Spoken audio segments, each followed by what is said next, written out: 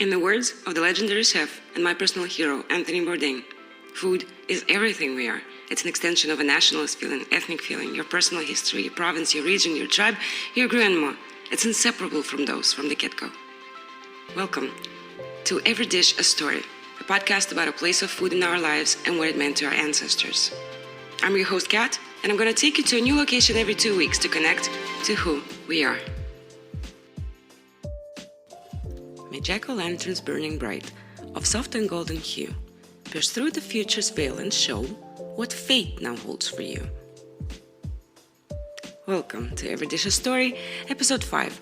I'm your host, Kat, and today we're talking pumpkins. Since the second half of October is all things pumpkin, I decided to dedicate this episode and the correlating video on YouTube to this amazingly versatile vegetable and show you how to cook a delicious butternut squash soup, and also included in the video is a recipe for a simple yet delicious vegetable broth and a non-vegetarian version of the soup if you can't live without meat like myself. And also there's a short carving video, and I tried. Let's just say I tried. During Halloween, it's customary to decorate pumpkins with scary faces and lit candles to signify the occasion. Irish turnips and potatoes were used as early canvases for decorating jack-o'-lanterns, which became a worldwide tradition. And I suggest you Google the turnip pumpkin, the jack-o'-lantern. It is just deliciously creepy. Anyway, a guy called Stingy Jack appears in the Irish folktale that gave rise to the term jack-o'-lantern.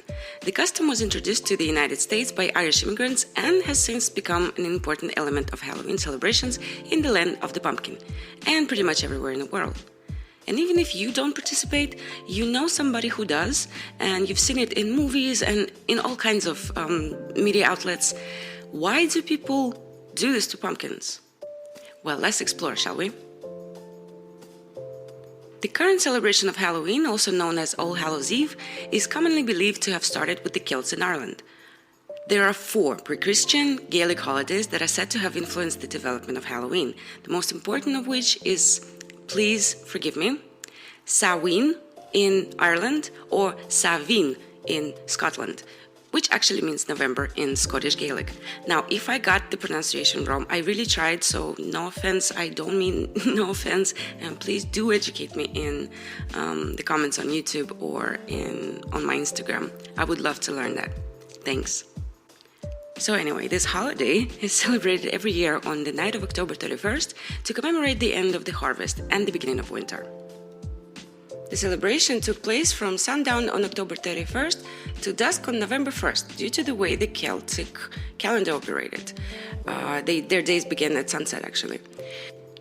Traditions maintain that the border between the living world and the so-called other world was less strict at this time of year, especially during the winter months. The feasts were made more festive by adding an additional place at the table for departed family members to join in the festivities, which I think is really nice. Bonfires were set ablaze, and it was customary to greet and placate spirits, offering them food and drink in order to ensure prosperous and safe winter. This is thought to have resulted in the first version of trick-or-treating, which involved the individuals dressing up in costumes and going door to door, imitating departing souls and accepting donations from neighbors. Nuts and apples were used as props in many games, as they are today.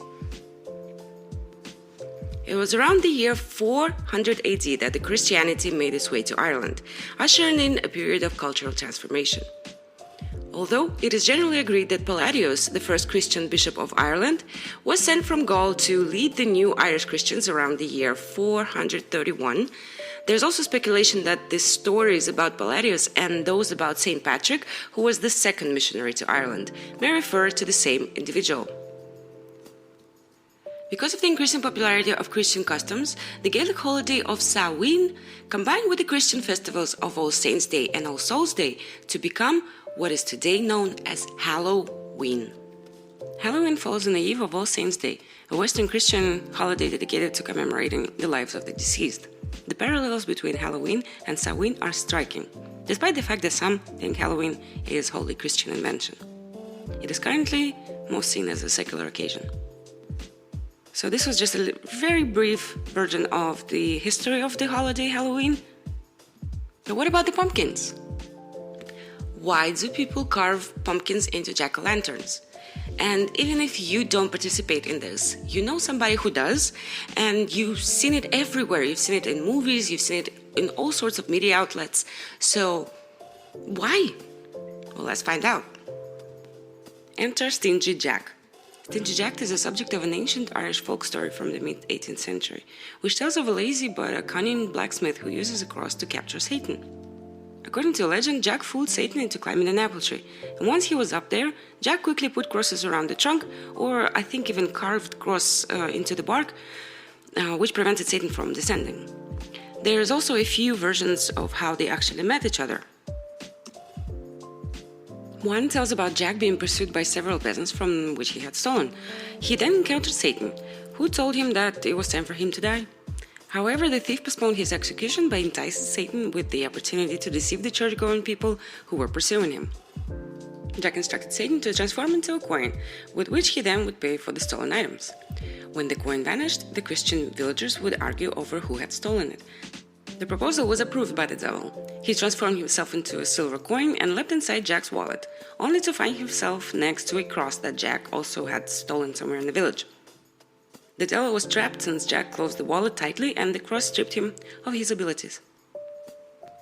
Another tale is that Stingy Jack actually invited the devil to join him for a drink at an establishment.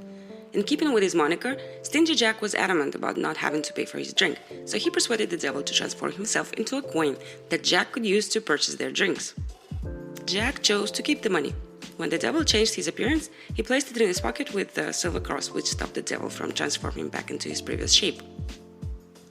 In both versions, at the end, Jack liberated the devil on the condition that the devil would not disturb him for a year, and that should Jack die, the devil would not seize his soul. The next year, when the time for Satan to take his soul came, Jack conned the devil into climbing into a tree in order to harvest a piece of fruit. In the meanwhile, while the devil was up in the tree, Jack etched a cross into the tree's bark, preventing the devil from coming down until the devil agreed not to disturb him for another 10 years. I read somewhere that Stingy Jack had such a dark soul that even the devil was jealous, so I'm guessing that's why he kept following him around everywhere. But I digress. Jack passed away shortly after. God would not accept such a shady character into his heavenly kingdom. The devil, enraged by the ruse Jack had pulled on him, determined not to capture his soul, and would not allow Jack to enter hell as a result of his actions. Imagine being so shady that hell doesn't even want you. So what the devil did was send Jack forth into the dark night with only a smoldering coal as a source of illumination. Jack placed the coal into a turnip that he had cut out and has been traveling the earth with it ever since. It wasn't long before the Irish began referring to this ghostly apparition as Jack of the Lantern, and later simply as Jack-o'-lantern. Stingy Jack and other traveling bad spirits were frightened away by the use of jack-lanterns, which were created by carving terrifying faces into turnips or potatoes and putting them in windows and near doors in Ireland and Scotland, respectively. In England, people actually utilized large beads. When immigrants from these nations arrived in the United States, they carried the jack-o'-lantern custom with them. They quickly discovered that pumpkins, a fruit indigenous to North America, made excellent jack-o'-lanterns. Yes, a pumpkin is a fruit just like tomatoes, don't at me. Well, friends, there you have it. This is how we got jack-o'-lanterns, thanks to a not-so-subtle Christian propaganda. Now let's talk about pumpkins as a food. I really want to share with you an incredibly meaningful story of liberation soup from Haiti, the first black republic in the world. Pumpkin soup is claimed by many cultures around the world as being the originator of this traditional comfort.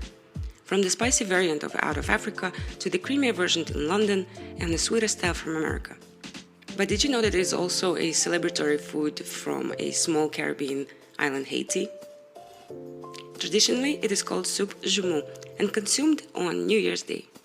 This traditional comfort soup is a historical tribute to Haitian Independence Day. In 1804, the newly freed slaves consumed pumpkin soup, a meal forbidden to them by their French slave masters. You see, during French colonial rule, Haitians were only able to consume a bland bread soup. They would not have been allowed to enjoy such an elaborate feast of pumpkin, beef stock, and other vegetables.